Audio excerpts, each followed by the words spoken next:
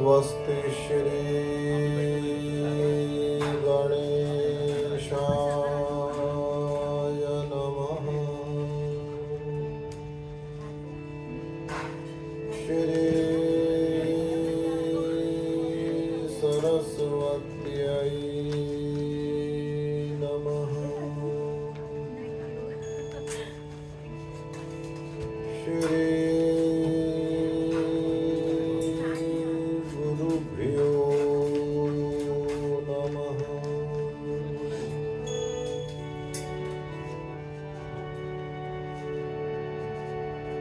शंभो महेश करुणामय शूलपाणे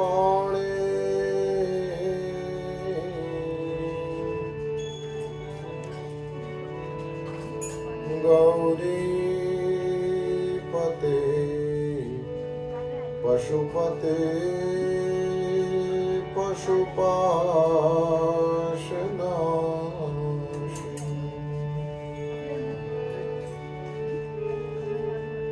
काशीपते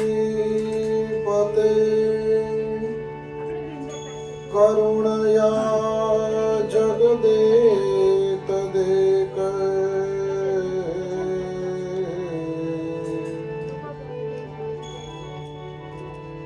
त्वं हंसि पासि विदधासि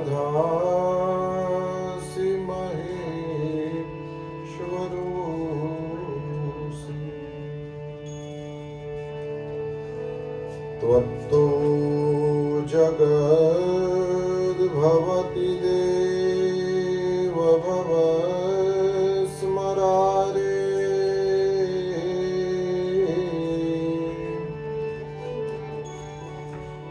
त्वय्येव तिष्ठति जगन्मृडविश्वनाथ। त्वय्येव गच्छति लयं जगदेतदीश।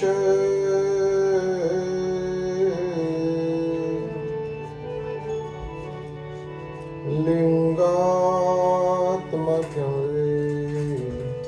हरचराचर विश्वरूपिन्।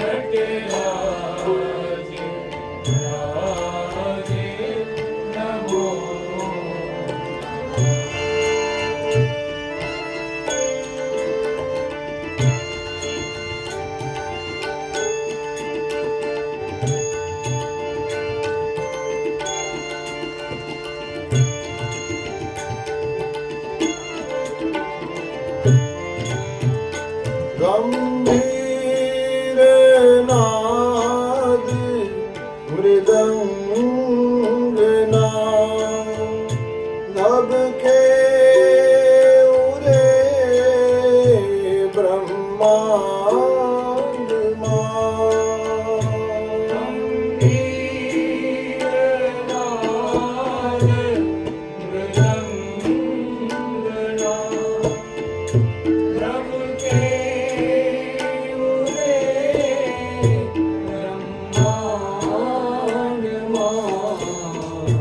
नित होत नाद प्रचंड नाद नटराज राज नमो नमः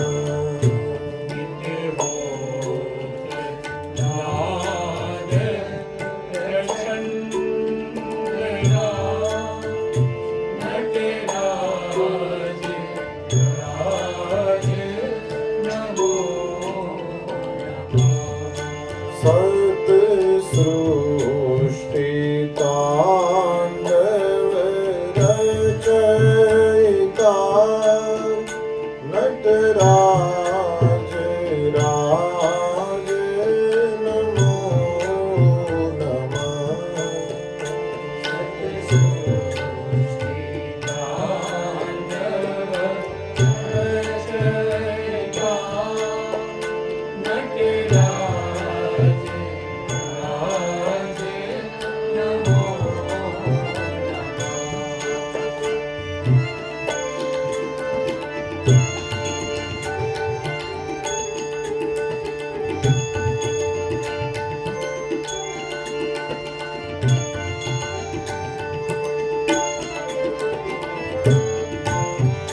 तव शक्ति वामांगे स्थिता हे चंद्रिका अपराजिता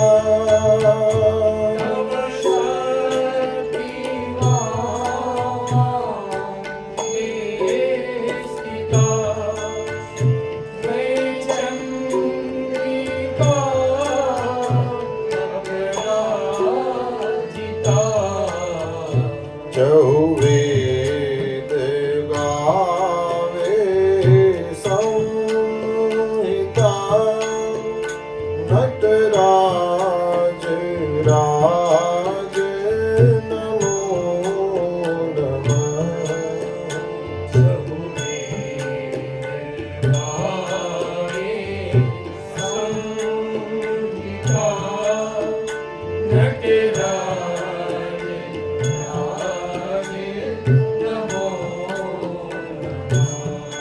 सत सृष्टि तांडव रचयिता नटराज राज नमो नमः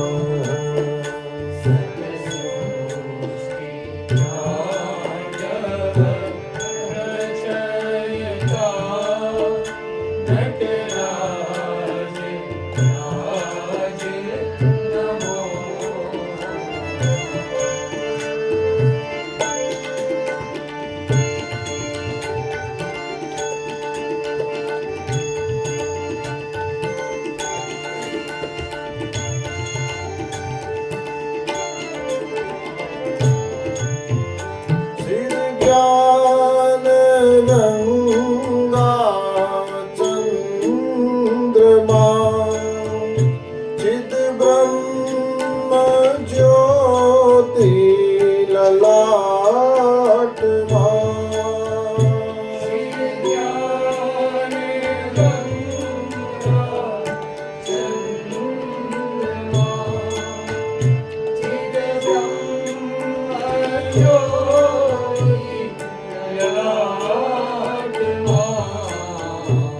विष्णाद माला कंठमा नटराज राज नमो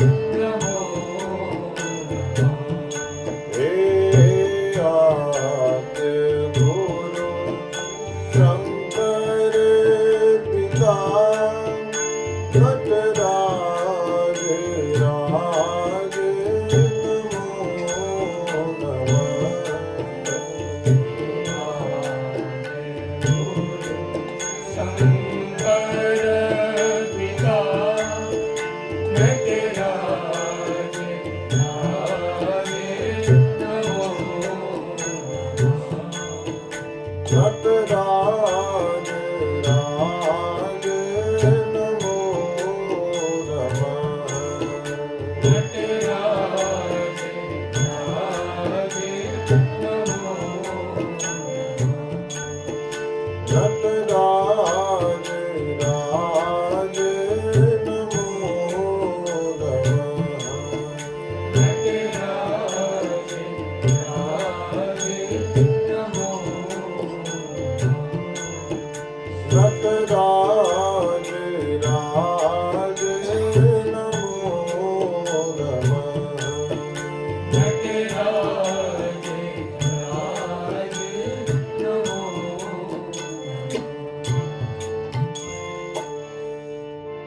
श्रीहरिं परमानन्दम् उपदेष्टारमीश्वरम्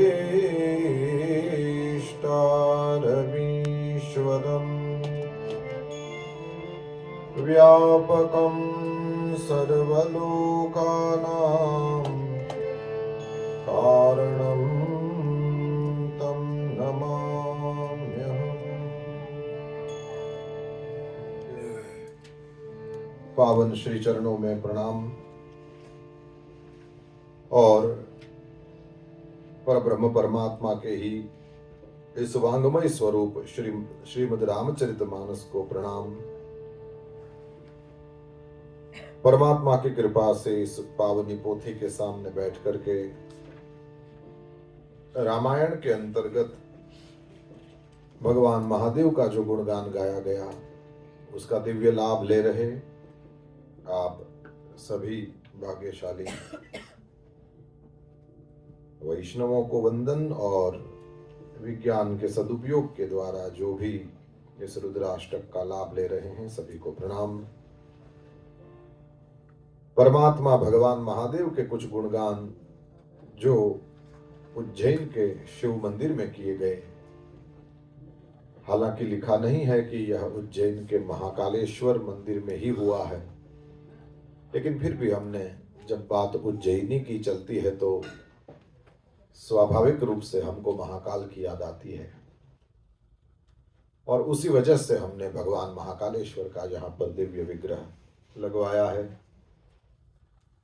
परमात्मा की स्तुति करना, वैसे यह शब्द का अर्थ ये होता है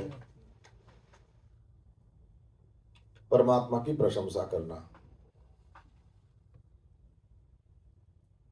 भगवान की स्तुति करना, भगवान की प्रशंसा करना, उसका सीधा साधा मतलब है भगवान में जो गुण न हो वो कहना। तो ये तो होता नहीं है। स्तुति शब्द का मतलब है बढ़ा चढ़ा के कहना, आप तो ये हो, आप तो वो हो। तो भगवान की स्तुति या भगवान का स्तोत्र या भगवान का स्तवन, ये शब्द कैसे बैठता है? हमारे यहाँ तो कहते हैं महाराष्ट्रीयन भक्तों ने जो अभंग लिखे, उन अभंगों में तो ये कहा गया कि प्रभु जो भी आपकी स्तुति करते हैं वास्तव में आपकी निंदा करते हैं। ये कैसे? बोले जो स्तुति करते हैं वो निंदा इस तरह से करते हैं कि वो जो भी गुणों का गायन आपके सामने करें आप उतने ही नहीं हो, उससे तो कहीं अधिक हो। करुणा सागर कह दिया भगवान को, तो भगवान के एक एक रोम में करोड़ करोड़ ब्रह्मांड हैं। तो भगवान के एक एक रोम में यदि मल्टी यूनिवर्सेस हैं तो बताओ भगवान को करुणा का सागर कहना, एक ही पृथ्वी पे अनेक सागर हैं, फिर ऐसे 9 ग्रह हैं और इसमें से हमको ठीक से पता भी नहीं है कि और ग्रहों पर कोई सागर है कि नहीं है। वो तो एक 9 ग्रह की माला हुई, फिर ऐसी गैलेक्सी में चले जाओ या मिल्की वे में चले जाओ और फिर यूनिवर्स की सोचो, और ऐसे मल्टी यूनिवर्स की सोचो। तो भगवान को आपने ये कह दिया कि प्रभु आप करुणा के सागर हो, तो आपने निंदा करी कि स्तुति करी? क्या किया आपने? ये स्तुति है कि निंदा है? क्या लगता है? ये तो स्पष्ट रूप में निंदा हो गई। तो इस तरह से कहा जाता है कि स्तुति तो उसको कहते हैं जो बढ़ा चढ़ा के करी जाए। अब भगवान के गुणों का यथायोग्य गायन भी नहीं किया जा सकता। श्रीमद् भागवत में लिखा है, शेष नारायण के 1000 मुख हैं और हजारों मुखों से वे निरंतर भगवान के गुण का गायन करते हैं। और शेषो धुनापि समवस्यति नास्य पारम, शेष आज भी, अधुनापि अभी भी, अस्य पारम न समवस्यति, शेषो धुनापि समवस्यति नास्य पारम, इसका पार अभी भी नहीं मिला उसको। तो बताओ भगवान की स्तुति कैसे करें? हाँ, सही सवाल है। और फिर भी कहते हैं ये रुद्राष्टक जो है ये तो शंभु की प्रसन्नता के लिए कहा गया है। हरतोषये, लास्ट में यही लिखा है ना। तो अब बताओ, किसी की निंदा करो और कोई खुश होता है ना? जो उसकी सामर्थ्य है वो नहीं बताया आपने, और निंदा करो और कहते हो खुश हो जाए, ये कैसे हो सकता है? तो ये तो एकदम कॉन्ट्राडिक्टरी लगता है। बोले ना, इसमें कहीं भी कॉन्ट्राडिक्शन नहीं है। यदि इस पूरे श्लोक को देखा जाए तो ये कहा गया, ये पठन्ति नरा भक्त्या। बात यदि ज्ञान की हो तो कभी पूरा नहीं होता। बात यदि कर्म की हो तो भी हम मर जाते हैं, कर्म तो वैसे ही रहते हैं। लेकिन बात कहीं भी प्रेम की हो तो कुछ भी अधूरा नहीं रहता। प्लीज अंडरस्टैंड, प्रेम में कुछ भी अधूरा नहीं होता। किसी के घर जाएंगे तो हो सकता है बहुत सारी बढ़िया वाली बैठने की कुर्सियां हो और खिलाने के लिए उसके पास 56 भोग हो, और किसी के घर जाओ तो केवल सीधा साधा आसन हो कि महाराज विराजो, मेरे पास और कुछ नहीं है, मेरे पास फूल है, मेरे पास चंदन है, मेरे पास जल है, आप ये स्वीकार करो और मेरी दंडवत स्वीकार करो। 3 दिन से मैं भी कुछ नहीं खाया, मैं आपको क्या दूंगा? पर वो प्रेम से वो कर रहा था। श्रीमद् भागवत में वर्णन है जहां पर श्री कृष्ण परमात्मा किसी ब्राह्मण के घर जाते हैं, वो इतना खुश हुआ, अपना दुपट्टा लेके यूं हिलाता हुआ नाचने लगा था, मेरे घर कन्हैया आए, मेरे घर कन्हैया आए। उसने भगवान का क्या स्वागत किया वो वहां लिखा है। और एट द सेम टाइम दूसरे राजा के घर भगवान जाते हैं 2 रूप लेकर के, और उसका सुखदेव जी ने वर्णन किया। मैं जब पाठ कर रहा तो मेरे को आश्चर्य लगा, मैंने कहा सुखदेव जी को ये कैसे पता, इधर हो रहा है ये पता हो सकता है, या इधर वाला पता हो सकता है। फिर मैंने उसमें देखा कि जितने ऋषि महर्षि थे उसमें भागवत में केवल 2 जगह, फिर और भी हो सकती है, भागवत जो पढ़ते हैं और भी बता सकते हैं, लेकिन मेरे ख्याल में केवल 2 जगह ऐसी है जहां सुखदेव जी खुद भी खड़े हैं। उसमें एक है भीष्म का महाप्रयाण, वो जो इतिमति रूप कल्पिता वितृष्णा करके जो स्तुति करते हैं। मेरे गुरुदेव भगवान के द्वारा अपने ये न्यू जर्सी में वो उसका प्रवचन होना है आने वाले दिनों में। तो ये भीष्म स्तुति वाला प्रसंग, भीष्म का जो महाप्रयाण हुआ, सुखदेव जी वहीं खड़े थे। ब्रह्मरात शब्द लिखा है, सुखदेव जी का एक नाम है ब्रह्मरात। और दूसरा ये एक ही साथ भगवान श्री हरि राजा के घर मिथिलेश के यहां भी, और श्रुतदेव नाम का ब्राह्मण था, दोनों जगह भगवान एक ही साथ गए। और क्योंकि भगवान एक ही साथ गए हैं तो वहां जो कुछ हुआ, उनके साथ जितने ऋषि महर्षि गए उन्होंने भी 2-2 रूप ले लिए, और जहां जो हुआ था दोनों जगह पर, एक जगह राजा स्वागत करता है, आप कल्पना कर सकते हैं कैसा स्वागत करता होगा। जैसे ये आजकल कोई एक देश का प्रेसिडेंट वगैरह या प्रधानमंत्री वगैरह है, वो कहीं जाता है तो किस तरह से स्वागत होता है हम देखते हैं। और उधर देखो किसी गरीब के यहाँ, ये तो हमको भी कभी जाने का अवसर मिला है, एकदम गाय के गोबर से लीपा हुआ एक छोटा सा जैसा कमरा हो ऐसी झोपड़ी थी।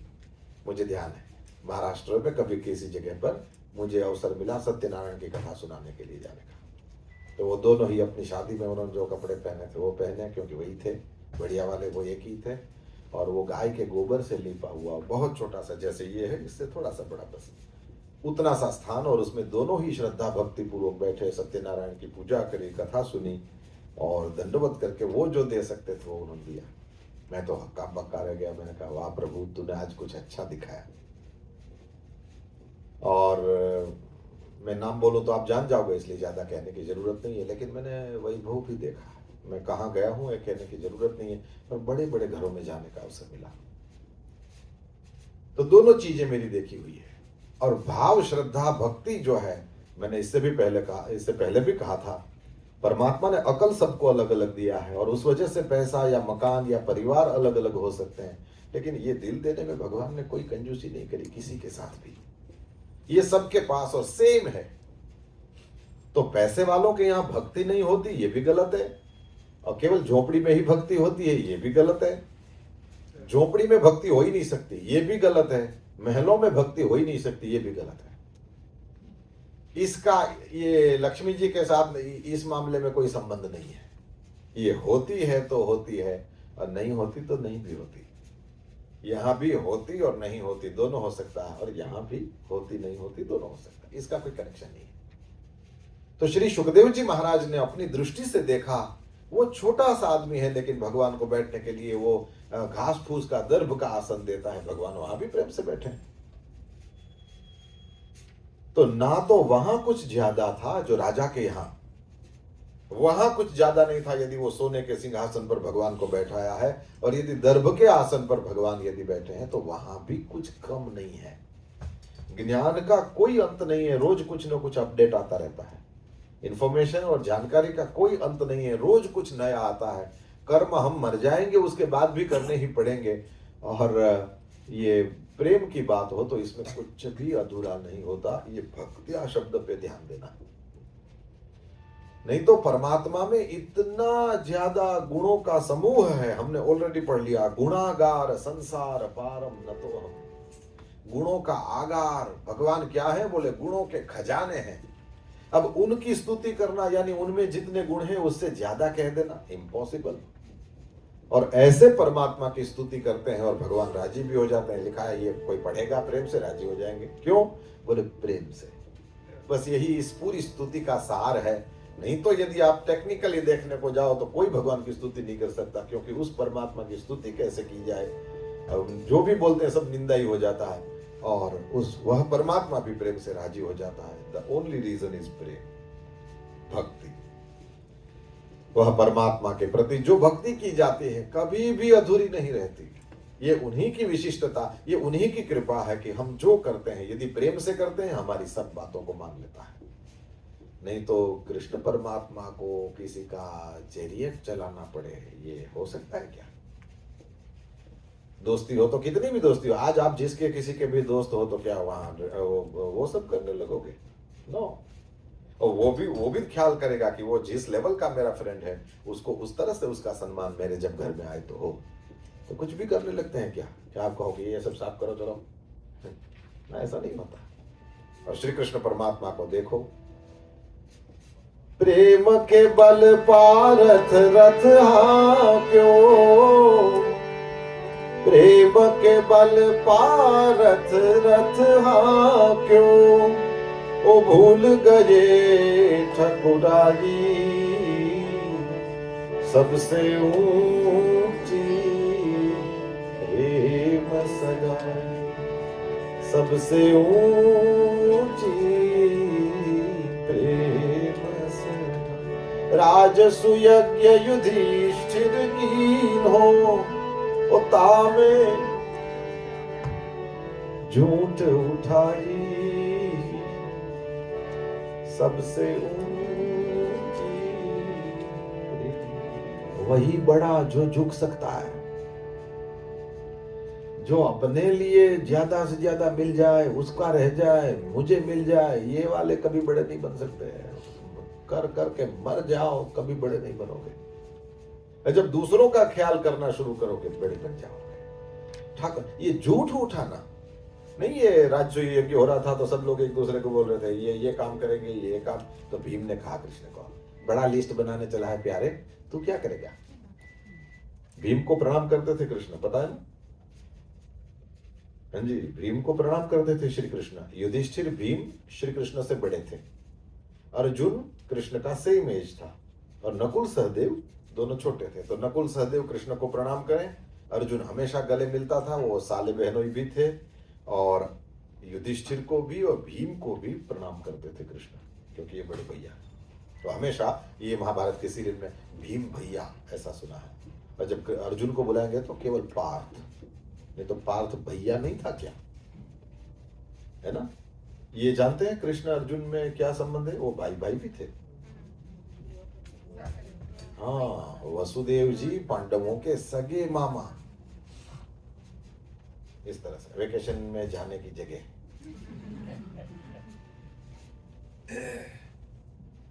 पार्थ भैया नहीं था क्या, था, लेकिन कभी भी पार्थ भैया नहीं, लेकिन भीम भैया ये बड़े थे।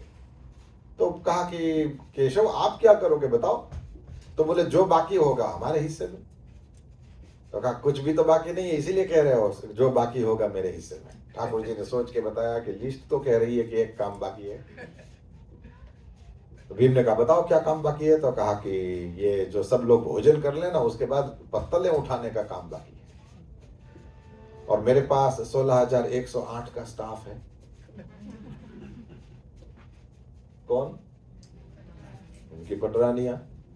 तो हम 16,109 लोग मिल करके ये काम कर सकते हैं। तामे झूठ उठाइए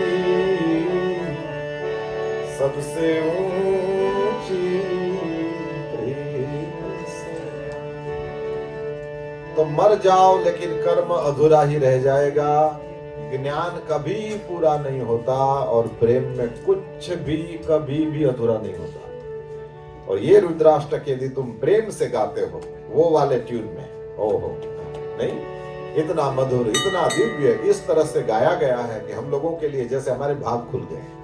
रुद्राष्टक लिखा गया 500 साल पहले, लेकिन ठीक से गाया गया अभी कुछ 15-20 साल पहले। और वो हमको जैसे सिखाता है कि इस तरह से गाओगे तो शंभु प्रसिद्ध थी, क्योंकि तुम भक्ति से नहीं भी गाना चाहोगे तो भक्ति तुम्हारे में उतर आएगी। इस तरह से वह ब्राह्मण देवता बड़े ही प्रेम से शंभु को मनाने के लिए इन दिव्य श्लोकों का पाठ करते हैं। 6 श्लोक तक हम चले गए, और आइए 7वें श्लोक में अंदर उतरे। नयावद उमानाथ पादार लिंगम भजन्ति हलोके परेवानमानम् नतावत् सुखं शान्ति संतापनाशम् प्रसीद प्रभो सर्वभूताधिवासं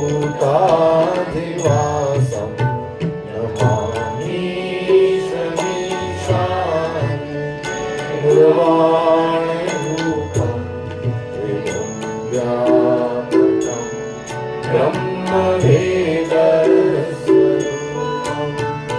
विभुं व्यापकं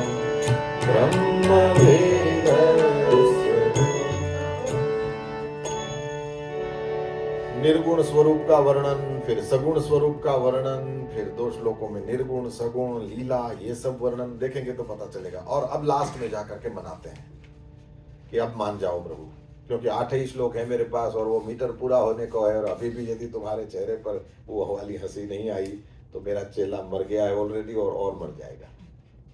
मनाते हैं और ये कहते हैं कि जब तक उमानाथ पादारविंदम, उमानाथ उमा के नाथ हैं भगवान भोलेनाथ, और कहते हैं कि जब तक ये भगवान महादेव का जो पादारविंदम उनका चरण, ये ऊपर वाली लाइन में देखो न यावद और नीचे देखो न तावद, जब तक नहीं न यावद, और नीचे वाली लाइन के पहले शब्द हैं न तावद, तब तक नहीं। जब तक ये नहीं नीचे वाला है तब तक ये नहीं। तो जब तक ये नहीं ये क्या है ये देख लो, न यावद उमानाथ पादारविंदम, जब तक उमानाथ भगवान महादेव का चरणारविंद जो है, अरविंद कहते हैं कमल को, और उस वजह से पादारविंद माने चरण कमल, भगवान महादेव का जो चरण कमल है इसको भजंती, जब तक इन चरणों का भजन नहीं किया जाए, जब तक भगवान महादेव को मनाया नहीं जाए, भजंती हलोके परेवा नराणा, जब तक ये भगवान उमानाथ के पादारविंद का भजन नहीं किया जाए। उमानाथ भगवान शिव हैं, शिव के चरणारविंद का जब तक भजन नहीं किया जाए तब तक क्या, न तावत, तो तब तक क्या नहीं मिलता? बोले तावत ये इहलोके और परलोके वा। पर के पहले लोक शब्द है तो लोक दोनों ओर लगाओ। इहलोके परलोके वा, इस लोक में या परलोक में भी, नराणाम माने मनुष्याणाम, मनुष्यों के लिए, जब तक शिव भगवान के चरणारविंदों का भजन नहीं किया जाए तब तक इस लोक में या परलोक में क्या नहीं मिलता? न तावत सुखम, तब तक सुख नहीं मिलता। ये इतनी सिंपल संस्कृत है कि मुझे हिंदी बोलने की जरूरत ही नहीं होनी चाहिए। बस यही है, 4-5 साल मेरे से सुनते रहो तो हो जाएगा। मैंने देखा ये हमारी रगों में है, ये भाषा जो है ना, ये ऋषि मुनियों की भाषा है और ये हमारी रगों में है। बस वो बोला कैसे जाता है इसी पर है। कोई क्रिस्टल क्लियर बोलेगा तो आपको सारी भाषा समझ में आ जाएगी। और प्रेम हो तो भाषा भी नहीं हो तो चलता है। पता है, मैं जब यहाँ आ रहा था तो कटार एयरवेज में, तो बीच वाली सीट खाली थी, इधर वाली सीट पे श्याम भाई था, इधर एक अफ्रीकन मैया थी, ऐसी एवी झबरिया थी और कोई भाषा नहीं समझती थी अपनी भाषा के अलावा। तो वो एयर होस्टेस जब लैंडिंग होना हो तो आकर के वो कहती है ना, खिड़की खोलो। तो इसको कहा कि खिड़की खोलो तो इसने मना कर दिया। तो मैंने भी ट्राई करी तो वो मेरे को मना कर दिया। तो फिर पीछे उसकी भाषा समझने वाली एक लेडी दूसरी बैठी थी, तो उसको कहा कि इसको समझाओ ये खोलने के लिए। तो वो इंग्लिश और उसकी भाषा दोनों जानती थी, सो उसको समझाया, तुरंत खोल दिया उसने। पर वो समझती नहीं थी तो क्या करे। अच्छा, वो बिल्कुल नहीं समझती थी, उसने 14 घंटे की फ्लाइट में एक ऐसा काम किया, मेरे को लगा जैसे जगदम्बा ही मेरे पास बैठी। मेरे पास अपना गुजराती है तो थेपला था, मुझे उनका नहीं खाना था, क्योंकि जिस किसी को वो सब परोसते हैं ना, मेरे को वो नहीं खाना था। अब मेरे को हर बार कोई ना कोई माँ मिल जाती है जो मेरे को मेरी फ्लाइट में मुझे जो खाना हो मिल जाता है। अच्छा, मुझे नहीं खाना था तो मैं वो जो हर बार मुझे खाना है पूछे और मैं मना करूं, और ये तो लेनी थी, वो कोई थोड़ी मेरे जैसी थी। तो वो हर बार ले और मेरी ओर देखे, ये खाता नहीं है। तो और मैं अपना कुछ पढ़ रहा था ऐसे, तो एक बार तो ऐसे ही धक्का दे दिया। मैंने कहा क्या हुआ भाई? तो उसने खाली इतना किया, ऐसे मजा आया। मैंने कहा हर माँ ऐसी होती है, खाना खाया यहीं से शुरू कर, हर माँ से ही होती। मतलब एक आध बार उसने चला लिया, कि फिर दूसरी तीसरी बार हुआ तो फिर उससे सहन नहीं हुआ कि मैं खा रही हूँ और ये भूखा बैठा। फिर मैंने अपना थेपला दिखाया, मैंने कहा ये मैं ये खाऊंगा। तो उसने कहा, मतलब उससे सहन नहीं हुआ, तुम खा क्यों नहीं रहे हो? ये प्रेम होता है प्रभु, यहां शब्द की भी जरूरत नहीं, बस उसको इतना आता था। ये पता नहीं कहाँ की संस्कृति है, प्रणाम करते हैं तो ऐसे करते हैं, ये जहां का हो, मुझे भी नहीं पता कहाँ क्या। तो प्रेम में शब्दों की भी जरूरत नहीं, लेकिन यदि शब्द बोले जाए और वो भाषा आपको नहीं आती हो तो कभी कभी ऐसा होता है, अत्यंत स्पष्ट रूप से कहा जाए तो यदि ये आपके खून में कहीं भी पड़े होंगे संस्कार तो आप समझ जाओगे।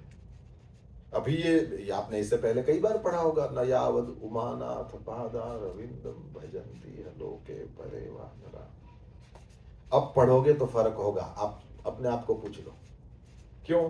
वही जो अच्छी तरह से, नहीं तो कोई लंबी व्याख्या नहीं करी हमने, वैसे किसी श्लोक की नहीं करी है। ये 5 दिन तो कुछ नहीं है प्रभु, इस पर तो एक एक श्लोक पर 5-5 दिन बोला जाए फिर भी पूरा नहीं होगा।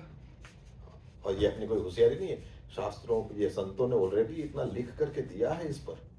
मैं तो ऐसे ही पढ़ता रहता हूँ इस टेबलेट में और फिर आपको आ करके सुनाता हूँ, कुछ है नहीं मेरे पास अपना थोड़ी है इसमें। तो इतना स्पष्ट रूप से कहा जाए तो हमारे समझ में आता है। तो यावद, जब तक उस उमानाथ के पादार बिंदुओं को न बजा जाए तब तक इस लोक में भी नहीं मिलता और परलोक में भी नहीं मिलता मनुष्यों को। क्या? न तावत सुखम, तब तक सुख नहीं, तब तक शांति नहीं, और क्या लिखा है? संताप नाशम, तब तक संताप का नाश नहीं होता। संताप समझना हो तो सन हटा दो, ताप, ताप क्या है? दुख। संताप माने दुख, वो अंदर जलन होती है, अंदर जो शांति नहीं मिलती, वही चीज संताप है। तो जब तक उमानाथ के पादार विंदों का भजन नहीं करोगे तो इस लोक में सुख नहीं, परलोक में सुख नहीं।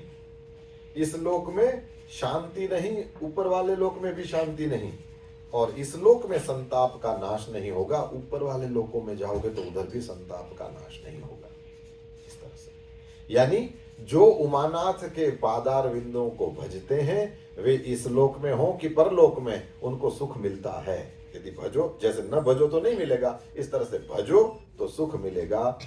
जो भजेंगे उनको शांति की प्राप्ति होगी, और जो भी भजेगा उसके संताप का नाश होगा, दुख का नाश होगा।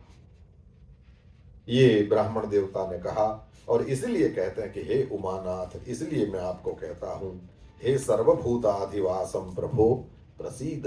प्रसीद माने प्रसन्न हो। यही वो निर्गुण का वर्णन, सगुण का वर्णन, लीला का वर्णन सब करके अंत में कहते हैं अब राजी हो जाओ। 8 ही श्लोक है, 7वां भी ऑलरेडी खर्च कर दिया है, अब एक ही बचा है, अब राजी हो जाओ मेरे प्रभु। अब मेरे पास मेरी भी कल फ्लाइट है, राजी हो जाओ प्रभु। मैं भाग जाऊंगा, आज राजी हो जाओ। वैसे ही तुम्हारा वार है ना, सोमवार है, इसलिए तो आज तो प्रसन्न हो जाओ, कम से कम हम इतनों को तो सुधार दो। नहीं, प्रसीद प्रभो सर्वभूताधिवासम। भगवान तो सबके हृदय में बैठा हुआ है, या फिर सब जगह पर परमात्मा ही विराजमान है। और देखा आपने, फिर भी सुख शांति संताप, वो सुख नहीं मिलता, शांति नहीं मिलती, संताप पड़ा रहता है हृदय में। यह है क्यों होता है? बोले हमारा ध्यान उधर नहीं होता, इसलिए होता है। कहीं पर बाहर बाजार में घूम रहे हो, कोई चीज खरीदनी है, और ये एक आध जेब में देख लिया और कहा कि अरे मैं तो पैसा लाना भूल गया, और घर जाकर देखो तो एक $100 का नोट निकले तो क्या होगा? अरे यार, देखा नहीं ठीक से मैंने, पैसा पास में पड़ा था और फिर वस्तु की जरूरत भी थी और फिर ऐसे ही चला आया। कभी कभी ये होता है, हमारे पास अवसर होता है, ऐसी वस्तुएं भी हमारे पास होती है और फिर भी रोते रहते हैं। क्यों रोते रहते हैं? बोले इस पर ध्यान नहीं देते ना, इसलिए रोते रहते हैं। घर में रामचरितमानस भी पढ़ी है और तुम दुखी भी हो, ये कैसे हो सकता है? ये तो होना ही नहीं चाहिए ना। घर में भगवान की मूर्ति भी है और किसी दूसरी चीजों के पीछे भाग रहे हैं, अब ये तो होना ही नहीं चाहिए। क्यों ऐसा होता? बोले महात्म्य नहीं है या पता नहीं है। सत्संग में क्यों बैठना? बोले उसकी महिमा भी पता चले और उसके साथ इंट्रो भी हो, क्योंकि ना ही परिचय और ना ही महात्म्य, तो रोने के अलावा बचता क्या है? फिर होता पास में ही है। ये ध्यान रखना, हमको दिखता संसार पास में है, कभी हो नहीं सकता। ये जब तक स्वार्थ बीच में नहीं आता न, तब तक सब लोग एक दूसरे के मित्र हैं, सगे हैं, संबंधी हैं, सब है। टाइटैनिक डूब रही थी तो क्या हो रहा था, देखा आपने? अच्छे रिलेशंस वो हो गए थे कि नहीं? अच्छे लोग वो उसमें बैठने के लिए उतावले हो रहे थे कि नहीं? किसी ने पैसा दिखाया और किसी ने वो शर्म छोड़ के वो नाव में बैठ गया, हुआ ना? ये गजब का चित्रण हुआ है वहां पर। मनुष्य की मृत्यु आने पर क्या होता है, उसका गजब का चित्रण हुआ है। हम लोग देखते हैं तो अपनी तरह से देखते हैं। तो समझने जैसा है कि ये व्यक्ति को अपने जीवन को कैसे लेना है। मृत्यु का समय आया, उस समय सब लोगों का वर्ताव कैसा है? क्यों? बोले वो वहां पर सबसे जो अल्टीमेट स्वार्थ आ गया था बीच में। तो जब तक स्वार्थ वगैरह नहीं होता है तब तक तो ये जीवन अलग ढंग से चलता है, लेकिन जिस दिन भी वो चीज बीच में आ जाती है, आपने देखा होगा अच्छे रिलेशंस खराब हो जाते हैं। अरे मेरे प्रभु, मेरे को बताओ, ये दुर्योधन और युधिष्ठिर आखिर तो भाई ही थे कि और कोई था? ये विभीषण और रावण, विभीषण को लात मार दिया राम के नाम पर, वो सगा भाई था भाई। देखो क्या दशा हो जाती। तो वो सब तो मर गए, हम क्यों पढ़े? बोले हमको सीखने के लिए। इसका क्या करना? बोले सदुपयोग करना। इसमें क्या नहीं करना? बोले कभी भी चिपकना नहीं, सदुपयोग करके धीरे से रख दो। फिर उसमें चिपकने वाले मरते हैं, बाकी सदुपयोग करने तो देखो, एक दिया जलाया जाए तो दिए की ज्योत में तुम दूसरा काम कर सकते हो। Yes no? उस दिए के प्रकाश में तुम दूसरा काम कर सकते हो। और छोटे छोटे वो जंतु, वो देखे हैं पतंगे, वो जब आग जलती है तो उसके चारों ओर घूमते हैं, और एक बार जरा सा टच कर गया कि जय श्री राम, पता है? तो उधर क्यों गया मरने? उसके प्रकाश में दूसरा करना है कि उसी में चिपकना है? अब उसमें जो चिपकने जाते हैं मरते हैं, और उसके प्रकाश में दूसरा। रावण पतंगा बना, राम ने सीता रूपी ज्योत से दूसरा काम कर लिया। देखो, तो जो पतंगे बनते हैं मरते हैं, संसार का क्या है, वो जली हुई आग ही है, इसका भी सदुपयोग हो सकता है। अच्छा, जन्म हो गया हम सब लोगों का पक्का है। ये गुजरात के बहुत बड़े मूर्धन्य साहित्यकार गुणवंत शाह, आपने लिखा है, आज ही मैं उसको कहीं याद कर रहा था, उन्होंने स्पष्ट रूप से लिखा है, भगवान ने अभी मनुष्य बनाया है, कोई शंका नहीं है। यस नो, भगवान ने अभी मनुष्य बनाया है, कोई शंका नहीं है, फिर बनाएगा, कोई गारंटी नहीं है। अभी ये मनुष्य का अवतार प्राप्त हो गया, ये हमारे सामने एकदम हमारे हाथ में है, ये एकदम नगद पड़ा है, और किस दिन यह अवतार पूरा होना है कोई भरोसा है। कोरोना में सब लोगों ने क्या नहीं देख लिया, कोई ऐसा थोड़ी है कि जो पहले आता है पहले जाएगा, बाद में आता है बाद में जाएगा। किस किस को भेजना पड़ा, किस किस को कहां कहां शमशान घाट पहुंचना पड़ा, ये तो याद करने जैसी स्टोरी नहीं है। पर ऐसा फिक्स थोड़ी है कि जो पहले आएगा पहले जाएगा, बाद में आएगा बाद में जाएगा, ये तो कभी भी किसी का भी। तो अभी मनुष्य है पक्का, लेकिन फिर मनुष्य बनेंगे, किसने गारंटी देखी। इसलिए हे प्रभु, तुम मुझ पर प्रसन्न हो जाओ। मुझे जरा सी कीमत हो कि मुझे तुमने कुत्ता या बैल नहीं बनाया, तुमने मुझे पशु पक्षी नहीं बनाया, मैं तुम्हारा भजन कर सकूं, ऐसा मनुष्य का शरीर दिया है, और इस शरीर का मैं सदुपयोग करूं। तुम मुझ पर प्रसन्न हो जाओगे तो ये चीज बिल्कुल संभव है। इसलिए सबके हृदय में बैठे हुए हे प्रभु, तुम मेरे भी हृदय में बैठे हो, और मुझे भी प्रेरणा करो कि मैं कुछ तुम्हारा नाम लूं। जब तक तुम्हारे चरणों का भजन नहीं होता, सुख नहीं, शांति नहीं, संताप जो सबके हृदय में कभी न कभी घुस ही जाता है, चाहे न चाहे, उसका नाश नहीं हो सकता। यदि ये ऐसा पवित्र ब्राह्मण, और वो भी तुम्हारे सामने खड़े रह करके कहता है, तो ये बात ऑथेंटिक है। इसका मतलब हे प्रभु, मुझे ऐसी मति दो कि उस सुख शांति का वास्तविक मार्ग मैं खोजूं। संसार में मजा नहीं आता, गलत बात है। लोग कहते हैं you can not buy happiness, झूठ बोलते हैं। नया ड्रेस लेते हैं तो नहीं हैप्पीनेस खरीदी हो ऐसा लगता है, नए शूज लेते हैं तो है भाई, नए शूज लेते हैं तो नहीं हैप्पीनेस खरीदी हो लगता है। बस फर्क क्या है कि वो टेम्पररी वाला हो जाता है। और अपने सनातन धर्म के किसी शास्त्र में देख लो, हम लोगों को टेम्पररी में कम इंटरेस्ट है, हम लोगों को परमानेंट में बहुत ज्यादा। इसलिए क्या करते हैं, बोले इस शरीर में भी चिपको मत, क्योंकि ये भी तो टेम्पररी है। उसके द्वारा ये कर लो कि जिससे परमानेंट सुख, परमानेंट शांति, परमानेंट संताप का नाश। ये कैसे होगा, बोले जहां सुख है, जहां शांति है, वहां जाएंगे तो मिलेगा। परिस्थितियां तो आएंगी जाएंगी, उसमें हमारी नहीं चलती। वो लिखता है, वो मैंने आज देखा था इसमें, रेन इन 23 मिनट्स।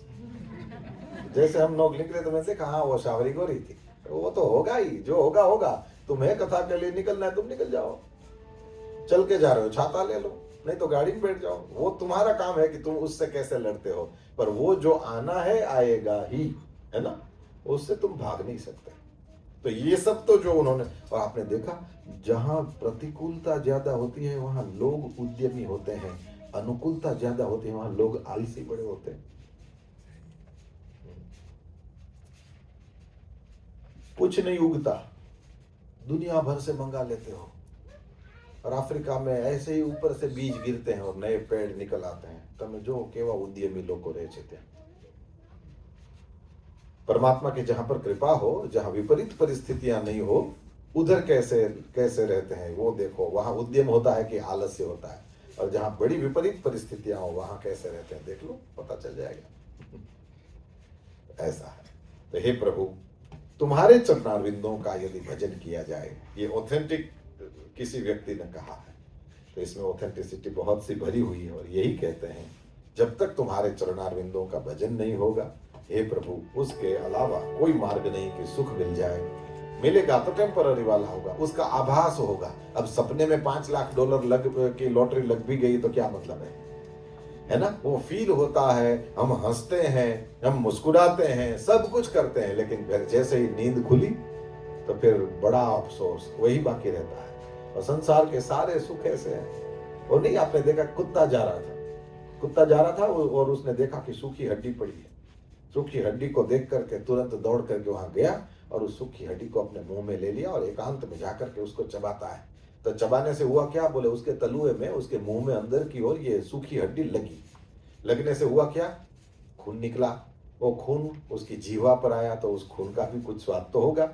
तो वो गधा, ये गधा क्या कुत्ता, और ये समझता है कि इस हड्डी से खून निकल रहा है। उसने और जोर से चबाया, वो और जोर से लगी, वो ज्यादा खून निकला, और ये समझता है इसी हड्डी से निकल रहा है। ये खून किसका है? और ये किसी कुत्ते को समझाने की जरूरत है क्या? ये किसको समझाने की बात है? हम लोगों को लगता है कि हम इससे ये सुख ले लेंगे, इससे वो सुख ले लेंगे, इससे वो सुख, लेकिन बड़ी उम्र वालों को पूछो कि इसमें सुख है, वो कहेंगे सदुपयोग करो, ज्यादा चिपक न मारो। सिंपल। उमानाथ पादार विंदम ही है जो सुख का सही वाला एड्रेस है, शांति का सही वाला एड्रेस है।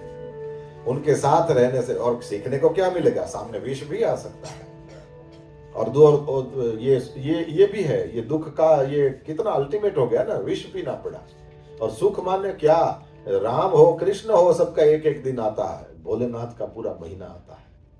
तो सुख भी इन्होंने जैसा देखा किसी ने नहीं, क्योंकि जन्म ही नहीं हुआ है तो मरण भी नहीं होगा, परमानेंट फिक्स है, कोई एक्सपायरी डेट ही नहीं है। और फिर भी तुम पुनि राम राम दिन रात राम राम जपते रहते हैं। भगवान की ये विशिष्टता देखो। दुख भी देखा इन्होंने, जहर पीने की बात आई तो उससे भी नहीं भागते हो, महीना भर पूजा करो तो भी नहीं भागते, ठीक है कर लो, ये मजा है। तो जो भी उमानाथ के पादार विंदम का भजन करेगा उसको सुख माने यही सुख है, शांति माने यही शांति है। वो परिस्थिति से विचलित नहीं होता। और यदि तुम परिस्थिति को पचा पाओ, समझ लेना तुम भी उमानाथ हो गए, क्योंकि परिस्थितियों से हम प्रभावित होते हैं, परिस्थितियां हमको प्रभावित। कोई भी दो अच्छे शब्द बोल देगा, आप वो फूल के गुब्बा बन जाओगे, जरा सा खराब बोल दिया दिन भर मुंह लटका रहेगा। ये हमारी दशा है। भगवान भोलेनाथ को कोई फर्क नहीं पड़ता कि मंदिर में 10 दिन तक कोई नहीं आया, कोई लेना देना नहीं, शांति से बैठे हैं, और वो श्रावण महीना आते ही पता नहीं कहां से भक्ति फूट पड़ती है, लोग इस तरह से उभरो आवे भक्ति में। शिव जी कोरा नारियो, एक जन आवे लोटो चढ़ावे, दूसरा आके बीली पत्र, तीसरा आके धोती, चौथा आके सब हटा दे। वो शहद से अभिषेक करे, चौथा आएगा वो दूध से अभिषेक। शिव जी कहते हैं तुम मौज में रहो, तुम्हें अच्छा लगता है डू इट। ये है सुख शांति। यहाँ कहाँ संताप है? जब आप लड़ोगे ही नहीं परिस्थिति से तो संतोष, ये संताप होने की जगह कहाँ है? तुम ना बोलते हो ना, इसलिए कहीं से संताप पैदा होता है। यदि एक ही शब्द पकड़ के रखा हो, ठीक है ठीक है ठीक है ठीक है, क्या गजब की बात है। ये रामायण को खोल करके हम लोग बैठे हैं, ये एक बार आपको ये अयोध्या का राज्य दिया जाएगा, है ना, और फिर बोलते हैं नहीं नहीं तुमको वन में जाना है। और चेहरे पर देखो, ये जो चेहरा था ना, ये इनका नाम शिव जी बार बार लेते हैं, श्री राम जय राम जय जय राम। यही है सुख शांति संताप का नाम। टीकाकारों ने तो लिखा है इस रुद्राष्टक में, रुद्र भगवान के जितने विशेषण, निर्गुण शिव स्वरूप के जितने भी विशेषण हैं, वो सारे के सारे विशेषण रामचरितमानस में ही राम जी के लिए भी हैं। तो स्वाभाविक है वो हरिहर दो कहाँ है, वो तो एक ही है, होना ही था। यही है, जब तक उमानाथ के पादारविंद का स्मरण नहीं करोगे, भजन नहीं करोगे, तब तक इस लोक में या परलोक में सुख शांति और संताप का नाश ये किसी को नहीं मिलेगा। इसलिए हे सर्वभूताधिवास, जो सबके हृदय में रहने वाले परमात्मा, हे प्रभु प्रसीद, तुम प्रसन्न हो जाओगे। न यावत उमानाथ पादारविंदम भजन्ति हलोके परेवान शांति संतापनाशं प्रसीद प्रभो सर्वभूताधिवासं नमामि शमीशां निर्वाणरूपं व्यापकं ब्रह्मभेदस्वरूपं व्यापकं ब्रह्मभेदस्वरूपं। इतने श्लोकों में भगवान महादेव को ही मनाते रहे, भगवान महादेव के ही दिव्य स्वरूप का वर्णन करने लगे। और फिर भक्ति प्रेम ऐसी वस्तु है, वो दिखता है प्रेम, प्रेम के जैसे राधा कृष्ण, जैसे सीताराम, ये वैसे दिखते हैं, एकदम सेम लेवल पे हो तब प्रेम होता है, ठीक है ना। ये पति पत्नी को यदि वो नीचा माने तो भी प्रेम नहीं है इसमें। और यदि बहन तेजस्वी हो, वो भाई को हम अकल करना चाहिए, इसमें भी प्रेम नहीं होता, ये ध्यान रखना। ये कहीं भी यदि ऊपर नीचे कर दिया, समझ लो एकदम जीरो हो जाता है। यहाँ प्रेम होता ही नहीं है। प्रेम कहाँ है? जहाँ एकदम सेम लेवल हो। राधा भी रूठेगी तो कन्हैया को चरण दबाने पड़ेंगे, और कन्हैया भी रूठेगा तो राधा वन वन खोजेगी। उधर देखा, ये जानकी जी खो गई, राम जी खोजते हैं, और फिर कन्हैया खो गया, राधा जी खोजती है। और कलयुग में दोनों खो जाते हैं, घर वाले खोज दोनों हुआ है ना। रामावतार में देखो, जानकी जी को उठा के ले गया तो राम जी खोजते हैं, और कृष्णावतार में कृष्ण अंतर्धान हुए तो सारी गोपियां, राधा जी सब खोजते हैं, गोपी गीत गाते हैं। ये हुआ है ना। तो इस तरह से ये जहां पर दोनों एकदम सेम लेवल हो तभी प्रेम है प्रभु। बाकी बातें हैं सब, कहीं प्रेम कुछ नहीं होता। पर यदि एकदम सेम लेवल पर है तो आपका जहां पर भी प्रेम हो, आप देखना, जहां प्रेम है वहां दास्य, उसकी सेवा करने का भाव होता ही है जी। जिसको भी तुम प्रेम करते हो उसकी तुम कुछ ना कुछ सेवा करते हो। इसको दूसरे छोर से भी पकड़ सकते हो, जिसकी भी तुम कुछ भी सेवा करते हो डेफिनेटली तुम्हारा वहां पर प्रेम है। और संसार में यदि प्रेम का उदाहरण, मैं तो बहुत श्रद्धा से मानता हूं, इसलिए मैं तो हर जगह ये कहता फिरता हूं, वास्तव में शास्त्रों में प्रेम के जितने लक्षण, जितनी व्याख्याएं, जितना देखा जाए, यदि सही है तो वो एक ही जगह पर संसार में दिखता है, और वो स्थान है मां और उसका असमर्थ बच्चा। असमर्थ का मतलब जो करवट भी नहीं बदल सकता, इतना छोटा। क्योंकि बच्चे बड़े हो जाए उसके बाद तो माँ का भी एकदम व्यवहार डिफरेंट होता है। नहीं, वो प्राइमरी में बच्चा पढ़ रहा था तो एक दिन आकर के माँ को यूं पीछे से पकड़ लिया, माँ आई लव यू। तो वो कहती है, अच्छा स्कूल से टूर कहाँ जाने वाली है? उसको आई लव यू के पीछे जो था वो समझ में आया। वही बच्चा कॉलेज में चला गया, एक दिन आकर के पीछे से फिर लिखता, माँ आई लव यू। तो माँ कहती है, उसका नाम क्या है? अंडरस्टैंड। फिर वही बच्चे की शादी कर दिया, बड़ा हो गया, एक दिन फिर माँ बैठी थी तो फिर पीछे से आकर लिखता, माँ आई लव यू। माँ कहती, मैं कहीं साइन नहीं करूंगी।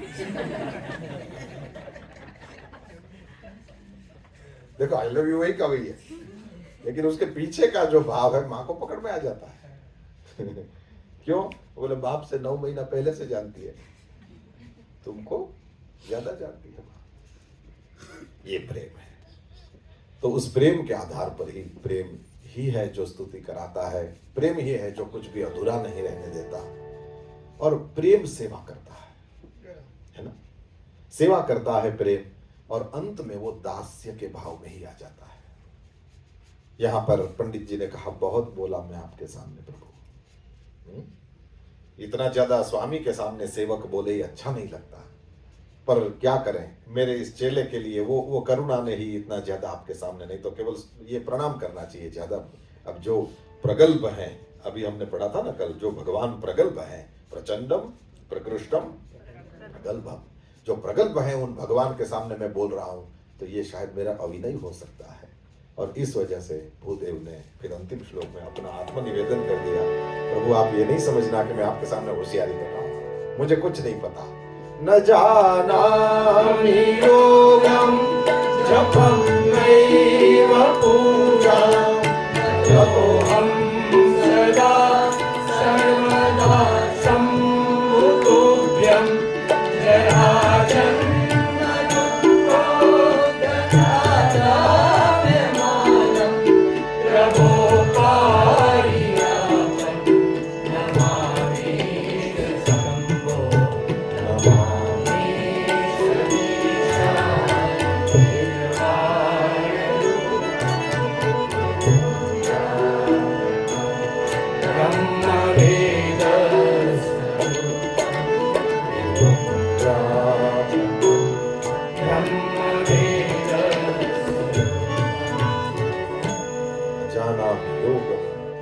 जपम नैव पूजा। मैं ज्ञान योग नहीं जानता, मैं जप का कर्म नहीं जानता, और मैं पूजा रूप उपासना भी नहीं जानता। आचार्यों ने कहा, भगवान महादेव के सामने इन्होंने ये योग और जप और पूजा कह करके ज्ञान कर्म भक्ति सबकी बात कर दी और स्पष्ट रूप से कह दिया मैं योग नहीं जानता। ज्ञानी नहीं होते तो बच्चे को शिव मंत्र कैसे देते? शिव और हरि ये दोनों दो नहीं है, ये ज्ञान ही तो है। यही तो समझा रहे थे काकभूषण जी को। परिपूर्ण ज्ञान है कि सामने जो प्रकट हुआ है वह परब्रह्म परमात्मा स्वयं है। वो मार सकता, वो तार सकता, इनकी स्तुति करी जाए, इनको दंडवत किया जाए, ये सब ज्ञान तो है। और जो बोल रहे हैं ये कर्म ही तो हुआ। और अत्यंत प्रेम से, है ना, ये जहां पर ये मानस जी तो मेरे ख्याल से कोई भी लेके नहीं बैठा है, लेकिन ठीक है मैं सुना दूं।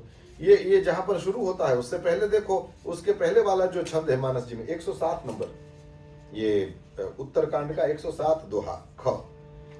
करी दंडवत सप्रेम द्विज, करी दंडवत ये कर्म हुआ, सप्रेम ये मन से हुआ।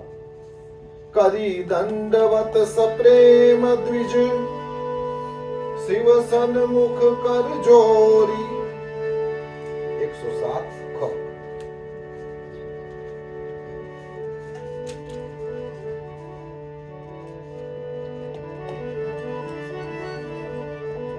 करी दंडवत सप्रेम द्विज,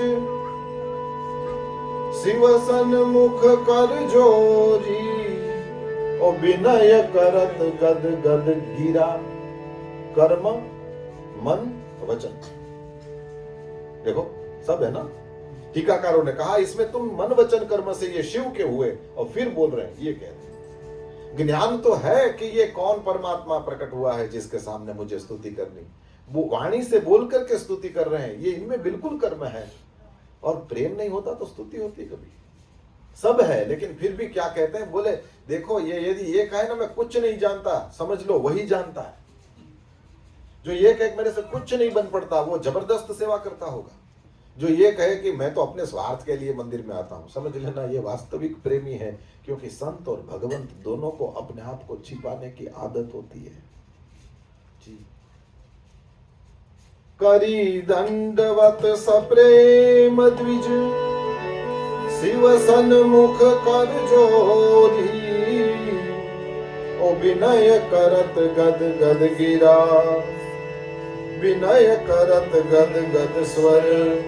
समुझी घोर गति मोरी, मेरी घोर गति होने वाली है समझ करके बड़े ही प्रेम से गदगद वाणी से हाथ जोड़कर दंडवत करके सब प्रेम पूर्वक स्तुति करी। तो ये मन वचन कर्म से शिव के हैं और इनमें ज्ञान कर्म भक्ति सब है। लेकिन फिर भी मना करते हैं, न जानामि योग, मैं ज्ञान नहीं जानता, मेरे में कोई ज्ञान नहीं है। जपम नैव, मैं जप भी नहीं करता हूं आपके नाम का। न पूजा,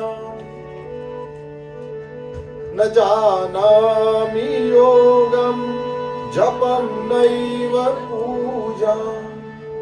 न ज्ञान जानते हो, न कर्म जानते हो, न भक्ति जानते हो, फिर इसकी वकालत क्यों करते हो? न तो हम, बस मैं ये जानता हूं कि आप प्रगल्भ प्रभु मेरे सामने, सर्वभूताधिवास प्रभु मेरे सामने, ईशान प्रकट हुआ है। क्या किया जा सकता है? बोले इनके सामने होशियारी नहीं दिखाना, इनको केवल इनका होना, इनके चरण में दंडवत करना, इनसे इनके सामने झुक जाना, इतना ही करना है। और देखा आपने, शिव अत्यंत क्रोध में और ये अत्यंत प्रेम से स्तुति कर रहे हैं। और स्तुति के शब्दों का असर भी होगा आगे जाकर, आप देखोगे। क्रोध को तुम पकड़ नहीं सकते, जीवन भर प्रेम किया जा सकता है। क्रोध परमानेंट नहीं होता, क्रोध को कोई कैसे पकड़े? लेकिन वो तो जाना ही था, वो आया था तो जाने वाला था, लेकिन प्रेम तो परमानेंट होता। इसलिए ये ब्राह्मण देवता का प्रेम प्रकट हो रहा है। न तो हम, मैं प्रणाम करता हूं केवल इसके लिए, नो सदा, मैं आपका हूं तो कोई वो कोई टेम्पररीली आपका नहीं हूं प्रभु, मैं सदा सर्वदा, लिखा ना, हे प्रभु मैं सदा आपको प्रणाम करता हूं, सर्वदा आपको प्रणाम करता हूं। हे शंभु तुभ्यम, न तो हम सदा सर्वदा शंभु तुभ्यम। हे शंभु, हे कल्याण करने वाले परमात्मा, मैं सदा सर्वदा आपके सामने केवल नमस्कार करता हूं, क्योंकि मेरे में कुछ नहीं है। मैं आपके सामने प्रत्यक्ष रूप में कहता हूं, न योग जानता, न जप जानता, न पूजा जानता। और ये कहना बहुत अच्छा।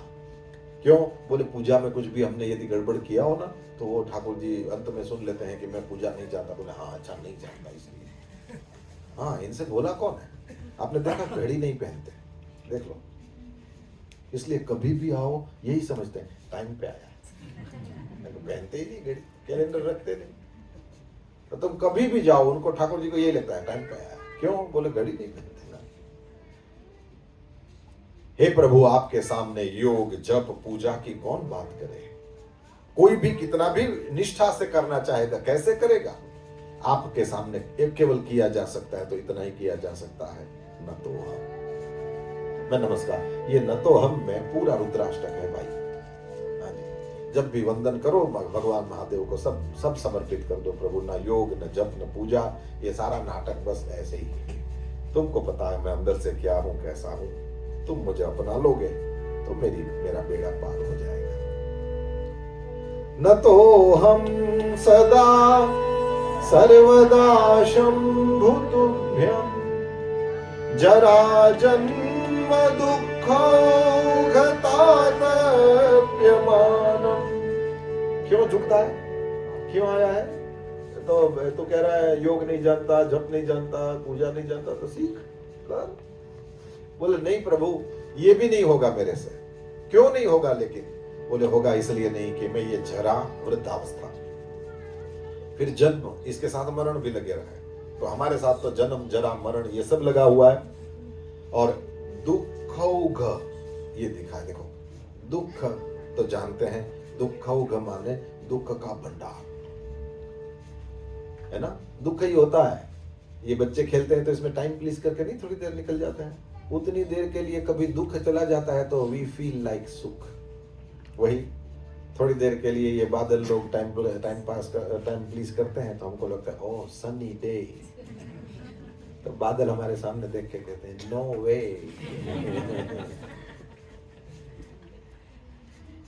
ऐसा होता है ना। दुख ही है प्रभु। ये जब टाइम प्लीज करके निकल जाता है थोड़ी देर के लिए, तो जो आभास होता है वो आभास है सुख का, क्योंकि एवरीडे स्ट्रगल है। कल पूछा था किसी ने मुझे, ये राम और कृष्ण के जीवन में इतनी लड़ाइयां क्यों, शांति से क्यों नहीं बैठे रहे? तो मैंने कहा था कि उसको मौज करने दो, कि बच्चे कभी भी गंद नहीं करते, है ना? कोई डिस्टर्ब नहीं होता, मौज करो। एक क्या भाग्य लेके आए हैं कि इस उम्र में यहाँ बैठे हैं। हम कितने बड़े हुए तब जाकर के यहाँ पहुंचे हैं, और ये क्या भाग्य है इनका कि अभी ये रुद्राष्टक के प्रवचन में। So what ever he does, fine, enjoy. Rabindranath Tagore ने लिखा, वो उनके पास कोई यदि वो ऑटोग्राफ मांगता था तो वो ऐसे लिखते थे, नो स्ट्रगल नो लाइफ। जीवन में तुम यदि संघर्ष से भागना चाहोगे तो ये होगा नहीं, क्योंकि छोटे लोगों के छोटे संघर्ष होते हैं, और जैसे जैसे तुम बड़े बनते जाओगे तो फिर देखा होगा आपने बड़े संघर्ष होते हैं। हमको लगे कि वो एक मैं अकेला यहाँ सिएटल में हूँ, ये वो कोई नहीं, वो हस्तिनापुर में 100 भाई थे, देख लो उनको भी, कितनी बड़ी फैमिली थी, क्या नहीं था उनके पास। जहाँ बड़े होते हैं उधर बड़े, और इस तरह से स्ट्रगल सबके भाग्य में लिखी है। ये सब तो होना ही है, इससे पार नहीं पा सकते। और शिव जी को क्या पहले से बताया गया था कि हम लोग निकले हैं समुद्र से, जहर निकला है, हम आपके पास आएंगे, आपको पिलाएंगे, ऐसा था क्या? कोई टेलीग्राम गया था, कोई व्हाट्सएप मैसेज, ईमेल, कहीं नहीं ना। देखो एकदम सामने आया, और उन्होंने उसी समय विवेक से विचार किया कि ये सब जो लोटा जल चढ़ाते हैं तो कभी ये भी नंबर लग सकता है। He was ready for that। गजब है। ये जो वस्तु है ना, ये शिव जी से हमको सीखनी है। कभी भी वो, और ये ऐसा है, तुम किसी भी टाइप की तैयारी करो, लाइफ हमारे सामने कोई नई ही बात लाती है, और उस समय, और ये ध्यान रखना, कभी भी ऐसा नहीं हो सकता कि आपके ऊपर दुख नहीं गिरा और फिर भी आप समझदार हो, ये हो नहीं सकता। ये समझदारी जो पैदा होती है ना, वो वाया दुख, ये प्रोसेस है। जब भी विपरीत परिस्थितियां आती हैं और जिसने दुख नहीं देखा उसका चेहरा देखना, ऐसे लोगों को देखना जिसने दुख नहीं देखा, और जिसने दुख देखा हो ऐसे लोगों को भी देखना, और देन यू विल अंडरस्टैंड कि किसको कहते हैं समझदारी, किसको कहते हैं शांति, किसको कहते हैं शीतलता, किसको कहते हैं परिस्थितियों को बचाना। ये वहां से मिलता है। तो ये मनुष्य का जीवन जो है, प्रभु आप कहोगे कि मैं उपासना सीख लूं, मैं जप सीख लूं, मैं ये योग सीख लूं, ये मेरे से हो नहीं सकता। क्यों नहीं हो सकता? जरा जन्म दुख तातप्यमान। तातप्यमान कहते हैं बार बार रौंदा जा रहा हूं। मेरे को ये जरा, ये वृद्धावस्था, ये जन्म, ये मरण, ये बार बार परेशान करते हैं, क्योंकि हर जगह जन्म लिया और वहां पर जन्म लिया, फिर ये वृद्धावस्था तक की यात्रा, और फिर आगे जाकर के मरण, ये होता ही रहता है। कितना है वो? 84 लाख है, ऐसा बोलते हैं। बोलो सब में जाना पड़े, सब में जन्म, और ये विधि तो यही है ना, सब में जन्म, सब में वृद्धावस्था, सब में मरण। तो हे प्रभु, ये तातप्यमान हूं मैं, ये जरा जन्म और दुख का ये जो पहाड़ मुझ पर गिर पड़ा है, ये मुझे बार बार दुखी कर रहा है। और इसलिए हे प्रभु, मैं और क्या कहूं आपको, हे प्रभु पाही। पाही का मतलब रक्षण करो। इन चीजों से बचाने वाला कोई यदि है तो केवल तुम हो मेरे नाथ। और इसलिए हे ईश, हे शंभो नमामि। इसलिए मैं आपको प्रणाम करता हूं। देखा आपने, नमामीश से ही यह स्तोत्र शुरू हुआ, नमामीश पर ही पूरा होता है। देखो सबसे पहले वर्ड्स भी यही है, लास्ट में भी यही है। इसका मतलब क्या हुआ? वो पहले से ही समझ कर बैठे हैं, पहले से ही हाथ जोड़ दिए, और लास्ट तक भी वो उसी रूप में जा रहे हैं। इसका मतलब ये इनका सिद्धांत है कि झुक जाओ। क्यों? बोले सामने जो है वो भानुकोटि प्रकाशम, ऐसा आया था ना बीच में, ये करोड़ों सूर्यों की प्रभा वाले हैं, ये प्रगल्भ हैं, ये प्रचंड हैं, ये सब जानते हैं। बस इनको केवल प्रसन्न करना है। और किसी भी व्यक्ति को ये मेरे को तो ये बोलने का मन करता है, भगवान को प्रसन्न करना आसान है प्रभु, मनुष्य को प्रसन्न करना कठिन है। Yes no? माणा ने राजी करो वो अग्रो है, कितना ही कर लो, मनुष्य राजी नहीं होता। तो यदि तुम झुक जाओ, यदि तुम एक बार हाँ कह दो, तो मनुष्य भी राजी हो जाता है। तो फिर परमात्मा तो बड़ा इजी है। हम लोगों ने ये अपने मन में कठिन समझ लिया है, भगवान से इजी कोई नहीं है राजी करना। हाँ, ये एक अलग बात है कि हम ये समझते हैं कि भगवान प्रसन्न, इसका मतलब मैं जो भी लिस्ट लेके मंदिर में जाऊं वो भगवान शुड गिव मी। ये हमारे कंडीशंस हैं। भगवान की प्रसन्नता का मतलब ये थोड़ी होता है। भगवान की प्रसन्नता का मतलब वो तुम पर आशीर्वाद करता है, वो तुम्हारे सारे विशेष पूरे करने के लिए वो कोई बाउंड नहीं है। नहीं तो फिर धंधा हो गया ना, मैं लोटा जल चढ़ाऊंगा, तुम मुझे ये दे दो, मैं ये करूं, तुम मुझे ये दे दो, ये तो धंधा हो गया, ये थोड़ी मंदिर हुआ। तो मंदिर तब है जब हम श्रद्धा से परमात्मा के चरणों में झुके। तो इस तरह से ब्राह्मण देवता ने स्पष्ट रूप में कह दिया, हे प्रभु, मैं योग जप या पूजा नहीं जानता, सदा सर्वदा हे शंभु, मैं केवल तुम्हारे चरणों में ही झुका हुआ हूं। यदि तुम कहो कि ये तुम उपासना कर्म ज्ञान ये सब सीख लो, मेरे से हो नहीं सकेगा, क्योंकि जन्म जरा मरण आदि आदि मुझे बार बार तपाते हैं। ये दुखों का पहाड़ मेरे ऊपर गिरा हुआ है, और मुझे पता है कि मेरी दशा कुछ भी हो तुम मुझे इससे उबार सकते हो। तो इसलिए मैं तुम्हें कहूंगा रक्षण करो। और हे मेरे प्रभु, ज्यादा से ज्यादा मैं क्या करूं? नमामि शंभो। हे शंभो, मैं आखिर में जीव हूं, तुम शिव हो। तुम्हारे पास क्या है? बोले सामर्थ्य अनंत है, कोई इच्छा नहीं है। और मेरी ओर देखो तो मेरे तो इच्छा ही इच्छा है, मेरी सामर्थ्य नहीं है।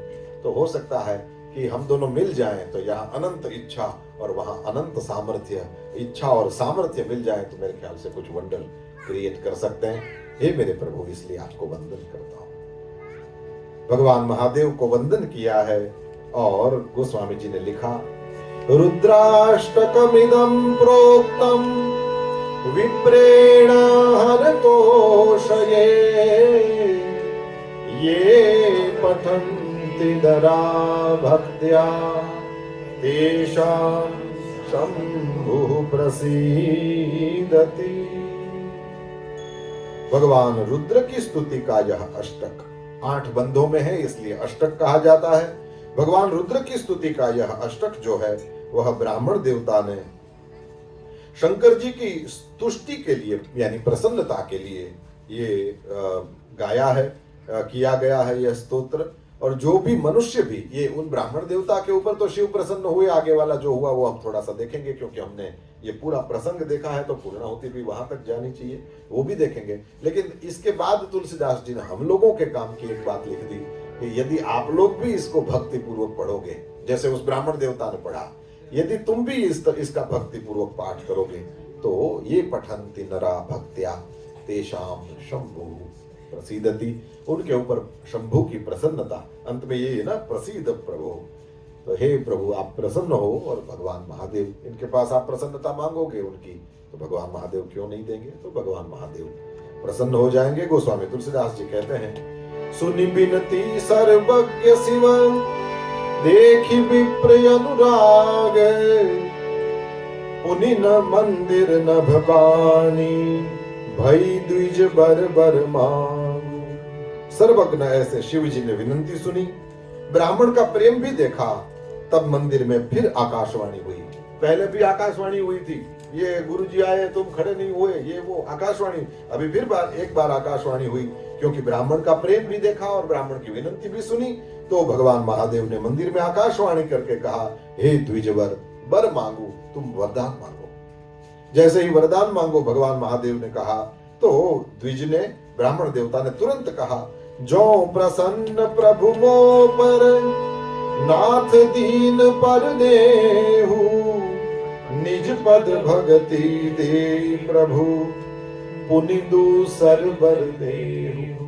भगवान महादेव को कहते हैं, हे प्रभु यदि मुझ पर आप वास्तव में प्रसन्न हैं तो मुझे, और यदि मेरे जैसे दीन पर, ये दीन है, इसके ऊपर यदि आपका स्नेह है, तो सबसे पहला वरदान तो आप मुझे ये दीजिए कि निज पद भगति। ये बहुत बड़ा है। ये आप लोगों को लगेगा कि ये हम लोगों को पेपर में नहीं दिया गया, ये आगे वाला क्यों पढ़ते हैं, सुनो ठीक से, क्योंकि ये स्तोत्र का पाठ किया, उससे पहले शिव जी ने शाप दिया, फिर ये स्तोत्र पढ़ा गया। तो जब पाठ करो ना तो इससे आगे भी होना चाहिए।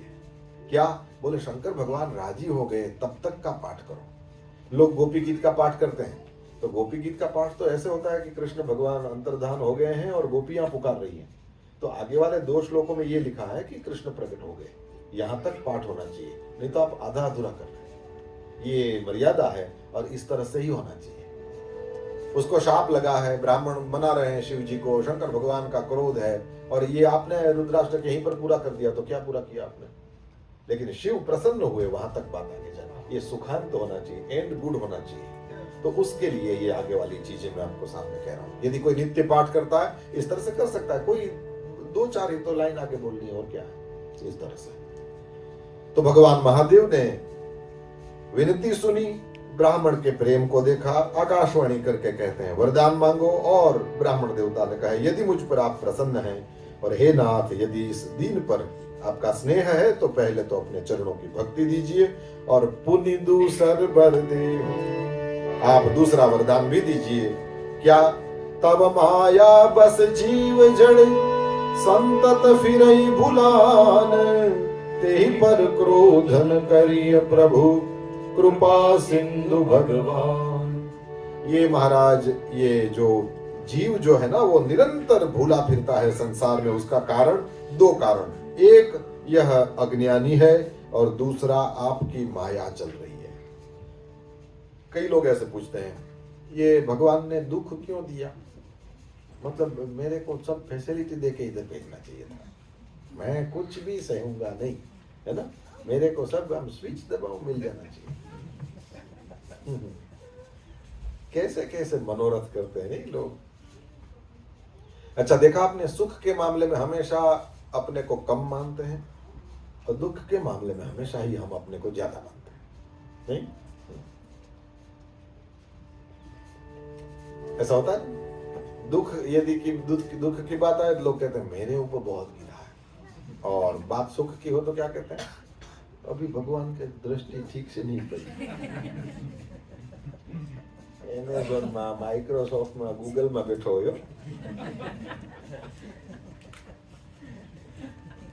भगवान की दृष्टि हजी ओછી અહીંથી ભગવાન એમ કે હવે તું તો રહેવા દે એલા।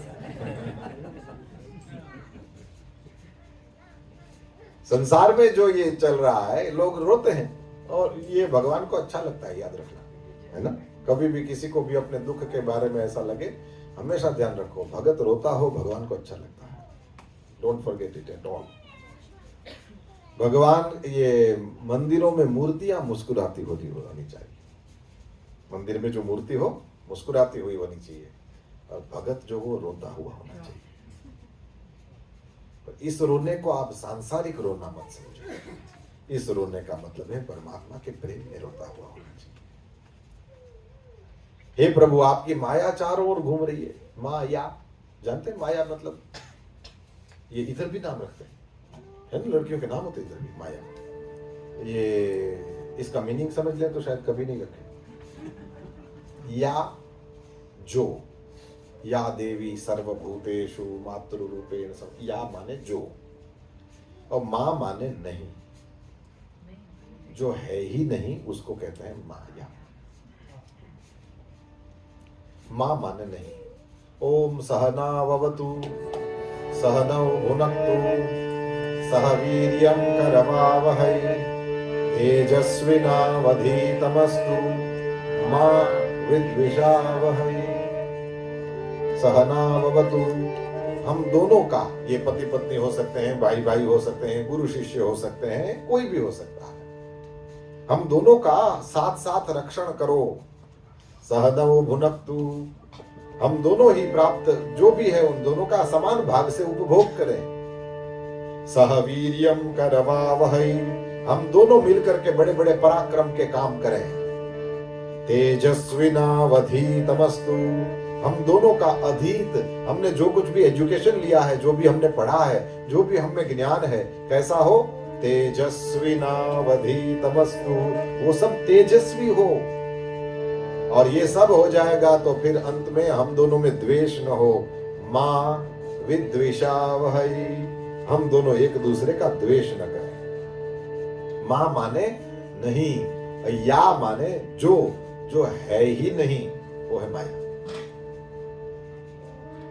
है नहीं लेकिन दिखती है, जैसे सपना।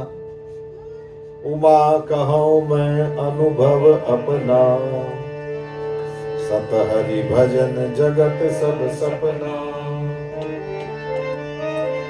भगवान महादेव पार्वती अम्बा से कहते हैं, हे उमा, मैं अपना अनुभव कर रहा हूं। ये अभी मैं जो कर रहा हूं क्या है? ये मेरा प्रवचन है, लेकिन शिव जी बोल रहे हैं क्या है? ये अपना अनुभव कह रहे हैं। मैं अपना अनुभव कह रहा हूं। क्या अनुभव है? बोले ये सत हरि भजन, ये जो हरि का भजन है वो है सत्य, और जगत सब सपना, जगत स्वप्न समान। यानी बोले वो जब तक है तब तक सही दिखता है, लेकिन इसमें जो फंसेगा मरेगा। इसलिए इसमें फंसना, सपने में शेर आपके पीछे पड़े तो भी क्या, और $5 लाख की लॉटरी लग जाए तो भी क्या, दोनों ही व्यर्थ है। ये ना वो सही नहीं ये सही। हाँ, सपना देखते हैं उतने समय के लिए, यदि बाघ शेर देख लिया हो तो डर लगता है, वो वास्तविक होता है। और $5 लाख की लॉटरी लग गई है, ऐसा सुनने के बाद यदि आज ही किसी को सपना आएगा तो वो खुश तो होगा, लेकिन ये ना वो सही है ना ये सही है। दोनों में से कुछ भी सही नहीं है। वो है तब तक दिखता है। ये सिनेमा देखने जाते हैं तो आपने देखा होगा पर्दे पर आग लगती है, दिखती है ना। तो आज तक कोई भी बाल्टी लेके दौड़ा है, करे आग लगी आग लगी, दिखता है। और उसमें रोने वाली बात आए तो लोगों को रोते हुए देखा होगा, और हंसने वाली बात है तो सारा थिएटर है वो खिलखिला के हंसता है। और मैं बच्चा था तो मैंने कभी देखा भी है, वो कोई बढ़िया वाला गाना आ जाए तो लोग तो अपने पास वो छुट्टा सीख के रखते थे, और वो पर्दे पर जैसे वो वहां पर न्या वाला बेन बे उगा हो કેમ રાજી થઈ જતા આપણને એમ થાય કે એલા તારે અહીંથી બહાર નીકળી દાડિયા ખાવા था કારણ વગર ન ઉડાડી દીધો દસિયા ફેંકતા મેં જોયું છે। होता था। तो अब देखो वो उस पर असर हुआ ना। पर जैसे ही वो मूवी शुरू हुई, उससे पहले भी कुछ नहीं था, बीच में दिख रहा है सब, लेकिन फिर ये पूरा हो जाएगा, उसके बाद भी वही सफेद पर्दा वैसा का वैसा। इस तरह से ये सारा जो कुछ है ना, वो बीच में मूवी शुरू हुई है। क्या करना? बोले सदुपयोग करना, चिपकना नहीं। भगवान महादेव से यही तो सीखना। तो भगवान महादेव को कहा कि प्रभु, एक तो ये जीव अज्ञानी है, इसको कुछ पता नहीं है, और दूसरी बात आपकी माया चारों ओर फैली हुई है, तो इस वजह से ये जीव जो है इसमें भटकता भूला फिरता है। और तेही पर क्रोध न करिए प्रभु। हे प्रभु, इस पर क्यों क्रोध करते हैं? इस पर क्रोध करने से होगा क्या? कोई आदमी आपके पास आए और कोई एड्रेस पूछे तो उस पर क्रोध करते हैं कि उसको रास्ता दिखाते हैं? नहीं पता हो तो नहीं कहेंगे, किसी और से पूछो। लेकिन इस पर क्रोध करने जैसा तो कुछ नहीं है। इस तरह से बनाया है। हे प्रभु, ये वास्तव में माया के कारण भूला भटका जीव है और इस पर क्रोध नहीं करना चाहिए। और फिर क्रोध न करें यानी अभिशाप दिया, ये गलत था। तो सेवक स्वामी को कहेगा क्या करना क्या नहीं करना, फिर गड़बड़। तो क्या बोले, ये जो प्रभु वर्ड दिया है ना, तो इसका मतलब ये है कि प्रभु ऐसा तो आप कर सकते हो कि आपका शाप भी रहे और इस पर कृपा भी हो जाए। तो ये जो आपने वो 10,000 जन्म लेने होंगे आदि आदि जो बोल दिया है, तो वो 10,000 जन्म जल्दी जल्दी कर दो ना, ये तो आप कर सकते हो। तो इस तरह से प्रभु शब्द इसलिए टीकाकारों ने लिखा कि इसलिए ये प्रभु शब्द का यूज किया गया है कि हे प्रभु, आप ये 10,000 जन्म जल्दी जल्दी भी तो कर सकते हैं। तो शाप तो मिथ्या न हो, लेकिन आपकी वाणी को मिथ्या कौन कर सकता है? लेकिन साथ साथ जल्दी जल्दी इसका कल्याण भी हो जाए, ऐसा भी करिए। इसलिए कृपा सिंधु कहा, इसलिए भगवान कहा कि आप सब कर सकते हो। तो तेही पर क्रोध न करिए प्रभु कृपा सिंधु भगवान। और अंत में कहते हैं, शंकर दीन दयाल अब यही पर हो कृपाल, साप अनुग्रह होई जही नाथ थोरे ही काल। हे दीन दयालु, आप दीनों पर दया करने वाले हैं, इसलिए अब इस पर भी कृपा करिए। ये देखो बहुत बड़ी बात होती है। आप जिसको पसंद करो, वो जिसको पसंद करता है उसको भी आप चाहो, वेरी हार्ड। शिव जी को ये ब्राह्मण पसंद है, ब्राह्मण कह रहे हैं कि अब इस पर भी कृपा करो। शिव जी के लिए कितना हार्ड है, क्योंकि सनातन धर्म की मर्यादा तोड़ दी, गुरुदेव पधारे और खड़ा तक नहीं हुआ। सनातन धर्म की मर्यादा तोड़ दी। इन्होंने यही कहा, भ्रष्ट हो ही मार्ग मोरा, ये मेरा जो वेद मार्ग सनातन मर्यादा का मार्ग है, भ्रष्ट हो जाएगा, इसलिए तो शाप दिया। और ये कहते हैं कि इस पर भी कृपा करो। और शिव जी ने ये कठिन कार्य भी किया। पत्नी को अपना पति प्यारा, पति को अपनी माँ प्यारी, तो सास जी को भी प्यार करो। बोले हम तो सी तो नॉर्थ इंडिया है, पर ये है जरूर, तुम जिसको प्रेम करते हो वो जिसको प्रेम करता है उसको भी प्रेम, ये बहुत बड़ी बात होती है। और कठिनतम अपने अपने यदि व्यक्तित्व का विकास करना चाहो तो ये एक शिखर है। हाँ जी, ये करना बहुत कठिन होता है। ऐसे ही सोच लेना, मेरा इससे प्रेम, इसका उससे, मैं उसे भी चाहूं, बहुत कठिन।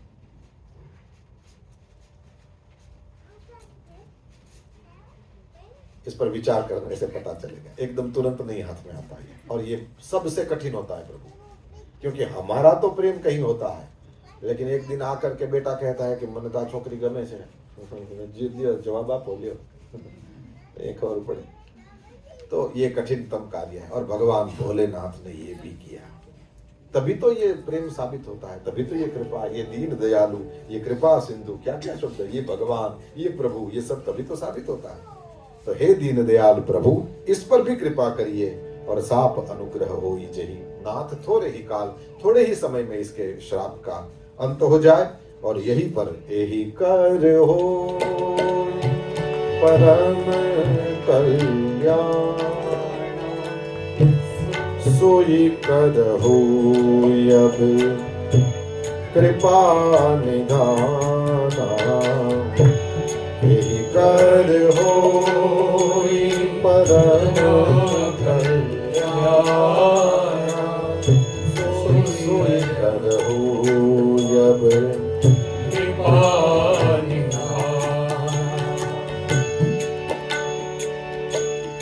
यही कर होई परम कल्याण। इसका क्या करें आप? कल्याण नहीं करना, परम कल्याण करना। यानी अब इसके भक्ति प्राप्त हो, इसका शाप खत्म हो जाए, ये सब हो जाने में परम कल्याण का मतलब फिर बीच में कोई विघ्न ना आए, क्योंकि आपकी कृपा इसको प्राप्त होगी तो अब किसी प्रकार का विघ्न है इसके बीच में। नहीं तो कल्याण है ना, सामान्य कृपा कर दिया कल्याण, शाप का अनुग्रह कर दिया कल्याण, लेकिन इसके बाद में फिर आपके चरणों में भी इसको लगा देना। इस तरह करके ये परम कल्याण, यही अति हरि कृपा जाहि पर होई, पाँव दे यही मार्ग सोई। तो इसका परम कल्याण करना प्रभु, और सोई करहु अब कृपा निधाना। फिर कृपा निधान भी कह दिया, बार बार मना रहे हैं प्रभु आप तो कृपा निधान हो, आप तो ये कर सकते हो। और इस तरह से जैसे ही विप्र ने बहुत प्रेम से मांगा है और देखा इन्होंने कि देखो स्तुति इन्होंने करी, मैं राजी इन पर हूं और मांग किसी दूसरे के लिए, ये संत है, इनको लाभ दीजिए। मुझे तो मिलता ही रहता है, आप इनको लाभ, ये भी अच्छा करते हैं, ये भी अच्छा, ये बहुत बड़ी बात होती है। एक स्टेज आ जाए अपना, तब दूसरों को प्रमोट करना बहुत कठिन है भाई, ये बहुत कठिन, और ये बहुत कठिन वाला काम भी इन्होंने किया। तो भगवान ने जब जिसको भी एक स्टेज दिया हो, दूसरों को हमेशा प्रमोट करना चाहिए, हमेशा ही। ये हर जगह पर लगता है, सबके अपने अपने क्षेत्र में देखना, जब आपको लगे कि हाँ मैं अब ऐसे स्थिर जगह पर आ गया हूँ, अब दूसरों को प्रमोट करो। मैंने देखा कि इतने लोग नहीं अमेरिका में, वो वहां से इंडिया से आए, कितनों को लाए। तुम लोगों का भी जीवन अच्छा बीते, तुम लोग भी आगे बढ़ो, आगे। ये अपनी एक स्थिति हो जाने के बाद में हमेशा ये काम करना चाहिए। यदि उस तरह से आसपास का सही वातावरण हो, तो इस तरह से ब्राह्मण देवता ने बड़े ही प्रेम से कहा इसका कल्याण हो, ये करिए। और इसीलिए विप्र गिरा सुनी परहित सानी, एवमस्तु इति वैनभवानि। विप्र गिरा सुनी परहित सानी, एवमस्तु इति वैनभवानि। विप्र गिरा सुनी परहित सानी, एवमस्तु इति वैनभवानि। गिरा सुनी परहित सानी, एवमस्तु इति वैनभवानि।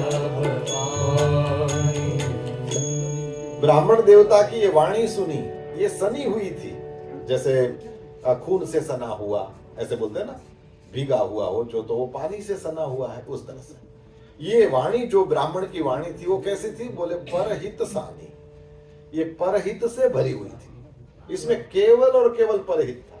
यही करो ही परम कल्याण, हे प्रभु सोई करहु अब कृपा निधाना, यही करना, मेरा परम कल्याण हो बाद में देख लेंगे, लेकिन पहले इसका हो, क्योंकि अभी इसने अपराध किया, इस पर शाप हुआ, तो इस वजह से तो केवल और केवल परहित के कारण ये ब्राह्मण देवता बोल रहे हैं। ये जब देखा तो एवमस्तु इति वैनभवानि, कहते हैं भगवान महादेव ने कहा कि तुम ऐसा चाहते हो तो मैं कैसे मना कर सकता हूँ, ठीक है एवमस्तु। इस तरह से भगवान महादेव ने आशीर्वाद दिया है, और इसी तरह से हम भी परमात्मा के चरणों में यहाँ बैठ करके प्रार्थना करें, आप सबका परम कल्याण हो जाए। आज ही भगवान महादेव के चरणों में आप सबकी रति मति गति हो जाए, और इस तरह से कुछ भगवान महादेव के चरणों में बैठ करके हम लोगों ने भी वो छोटा बच्चा जैसे अपनी तोतली बोली में माँ बाप को मनाने की चेष्टा करता है, उस तरह से आप सबने सुन लिया। मैं सुना तो शिव को ही रहा था, भगवान महादेव को ही राजी कर रहा था, आपने सुन लिया, आपका भाग्य है। जिसको जैसे जितना भी अवसर प्राप्त हुआ, सबका अपना भाग्य है। हम यहाँ थे इतने समय के लिए, यही बड़ी बात है। इससे ज्यादा, इससे कुछ और निकल जाए, लोग लोभी बड़े होते हैं, हम लोगों ने कथा सुनी अब क्या मिलेगा, नहीं कथा सुनी यही मिला, तुम यहाँ थे यही बड़ी बात है। नहीं तो ये ऐसे ही पूछो अपने आप को कि ये 6 से 8 के बीच में नॉर्मली कहाँ होते हो। मैं ये नहीं कहूँगा खराब जवाब आएगा, लेकिन इतना बढ़िया जवाब थोड़ी आता है। तो ये जो मिला यही बड़ी बात है। हम लोग भगवान के चरणों में बैठे, अभी हमारे गुरुदेव भगवान पूज्य भाई श्री का ये चेला चेतन, और वही मुझे यहाँ खींच के लाता है और आप लोगों को लाभ मिल जाता है। तो वही सब देखता है। चिराग के यहाँ में रहा, दोनों ही पति पत्नी ने बहुत अच्छे से सेवा करी और हम लोगों को बहुत आनंद से रखा। उसको तो ये सब कोई अपेक्षा भी नहीं कि इस तरह से किया जाए, और इतना बड़ा माइक्रोसॉफ्ट का ऑफिसर होते हुए भी बस्ती से माइक के उसमें बैठ जाए, यही चीज़ें होती हैं। और यहाँ भी सुनने के लिए बैठे हैं, बड़े बड़े लोग होंगे। मेरा किसी से पर्सनल खास परिचय नहीं है, लेकिन अच्छा लगता है ये सब देख करके, और इसीलिए भारत से दौड़ कर आने को मन करता है आपके साथ बैठ करके। यही मिला हो शायद 1.5 घंटा, और हम रोज 2 घंटा ले लिए, और दिया हो 4 दिन तो 5 दिन ले लिए। ये सब इसीलिए हो सकता है कि बड़े प्रेम से भगवान की कृपा करुणा होती है, यहाँ ऐसी अनुकूलताएं भी बनती है और बड़ी संख्या में आप आकर के लाभ भी लेते हो। तो इस पूरे आयोजन में जिन्होंने भी जिस भी तरह से छोटा सा भी सेवा का कार्य किया हो, भगवान महादेव से प्रार्थना यही कर हो परम कल्याण। संगीत से सेवा हुई हो, साउंड से हुई हो, ये वीडियो से हुई हो, मंदिर में ठाकुर जी को सजाने से हुई हो, भगवान की माला बनाने से हुई हो, रसोई बनाने से हुई हो, केवल हाजिरी देने से भी हुई हो, जैसे भी सेवा हुई हो, सबका परम कल्याण भगवान महादेव करे। बस यही मंगल कामना। आइए 2-4 मिनट के लिए भगवान महादेव को मनाएं और उसके बाद में फिर हम आरती करेंगे। ओम शिव परात्परा शिव, ओंकारा शिव तव शरणम्।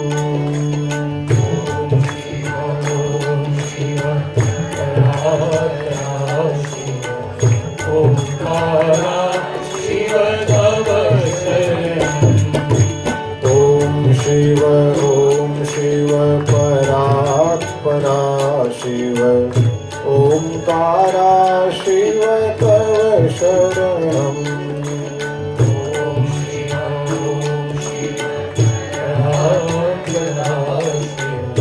ओंकारा शिव तव शरणम्। हे शिव शंकर भवानी शंकर, शंकर भवानी शंकर, हे शिव शंकर भवानी शंकर, हे शिव शंकर भवानी शंकर। उमा महेश्वर तव शरणम्।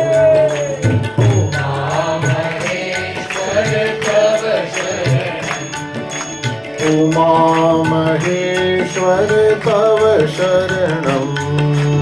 उमा महेश्वर तव शरणम्। गाओ ओम शिव परात्परा शिव, ओंकारा शिव तव शरणम्। ओम शिव परात्परा शिव, ओंकारा शिव तव शरणम्।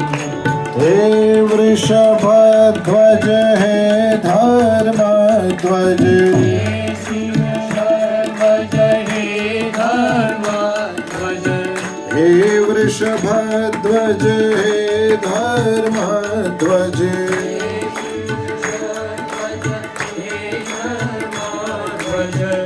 शंभु सदा शिव तव शरणम्। शंभु सदा शिव तव शरणम्। शंभु सदा शिव तव शरणम्। शंभु सदा शिव तव शरणम्। गाओ ओम शिव परात्परा शिव, ओंकारा शिव तव शरणम्। ओम शिव परात्परा शिव, ओंकारा शिव तव शरणम्। हे जगदीश पिनाकी महेश्वर, हे जगदीश पिनाकी महेश्वर, हे जगदीश पिनाकी महेश्वर, जगदीश पिनाकी महेश्वर। त्रिनयन शंकर तव शरणम्। त्रिनयन शंकर तव शरणम्। त्रिनयन शंकर तव शरणम्। त्रिनयन शंकर तव शरणम्। गाओ ओम शिव परात्परा शिव, ओंकारा शिव तव शरणम्। ओम शिव परात्परा शिव, ओंकारा शिव तव शरणम्। हे शशि शेखर शंभु शिवा प्रिय, हे शशि शेखर शंभु शिवा प्रिय, हे शशि शेखर शंभु शिवा प्रिय हे शशि शेखर शंभु शिवा प्रिय शिव गंगाधर तव शरणं शिव गंगाधर तव शरणं शिव गंगाधर तव शरणं गंगाधर तव शरणं गावो ओम शिव परात्परा शिव ओंकारा शिव तव शरणं ओम शिव परात्परा शिव ओंकारा शिव तव शरणं हे शूलपाणे सोम शिवा प्रिय हे शूलपाणि सोम शिवा प्रिय हे शूलपाणे सोम शिवा प्रिय हे शूलपाणि सोम शिवा प्रिय शिव शिविष्ट तव शरणं शिव शिवेष्ट तव शरणं शिव शिविष्ट तव शरणं शिव शिवेष्ट तव शरणं गाओ ओम शिव परात्परा शिव ओंकारा शिव तव शरणं ओम शिव परात्परा शिव ओंकारा शिव तव शरणं हे मृत्युंजय पशुपति शंकर हे मृत्युंजय पशुपति शंकर हे मृत्युंजय पशुपति शंकर हे मृत्युंजय पशुपति शंकर भुजंग भूषण तव शरणं भुजंगभूषण तव शरणं भुजंग भूषण तव शरणं भुजंगभूषण तव शरणं गाओ ओम शिव परात्परा शिव ओंकारा शिव तव शरणं ओम शिव परात्परा शिव ओंकारा शिव तव शरणं कैलासवासी रुद्रगिरीश